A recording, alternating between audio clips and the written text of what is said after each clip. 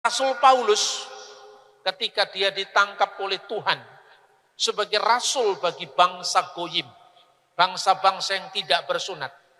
Mengapa dia pergi ke tanah Arab dulu? Dalam Galatia pasal 1 dan 2 itu digambarkan Paulus tidak langsung ke Yerusalem, tapi Paulus pergi ke tanah Arab. Tentu tanah Arab di sini bukan Arab Saudi, karena waktu itu Arab Saudi belum ada. Tanah Arab yang dimaksudkan di sini sekitaran Damaskus dan Petra. Petra itulah yang disebutkan dalam Yesaya pasal 42 ayat 11.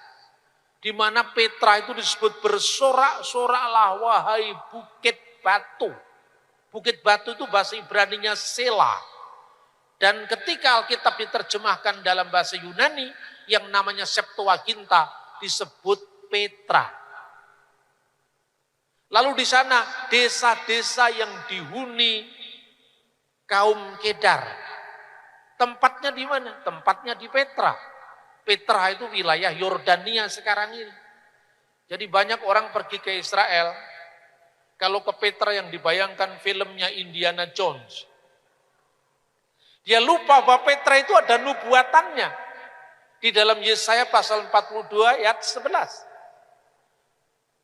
Dan dunia Arab pada abad pertama itu dibagi menjadi 3.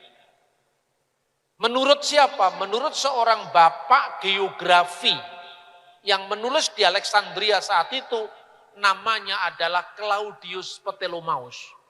Arab yang pertama disebut sebagai Arabia Petra atau Arabia Nabatean. Kenapa disebut Nabatean? Karena keturunan Nebayot, keturunan Ismail. Kenapa disebut Arabia Petra? Karena tempat di mana bersorak-soraklah wahai bukit batu. Yang kedua Arabia Deserta, Arabia padang gurun, yang sekarang termasuk diantaranya Arab Saudi. Lalu lebih ke selatan lagi, itu disebut Arabia Felix. Arabia Felix itu Arabia bahagia termasuk Yaman dan seterusnya. Inilah Arab di abad pertama. Maka sering saya katakan, penyakitnya seorang sejarawan itu anakronisme.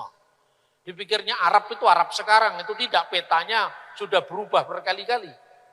Tapi di situ misi Paulus yang pertama kali itu untuk menguji panggilannya. Benarkah Tuhan mengutus dia sebagai orang yang diutus untuk bangsa-bangsa lain?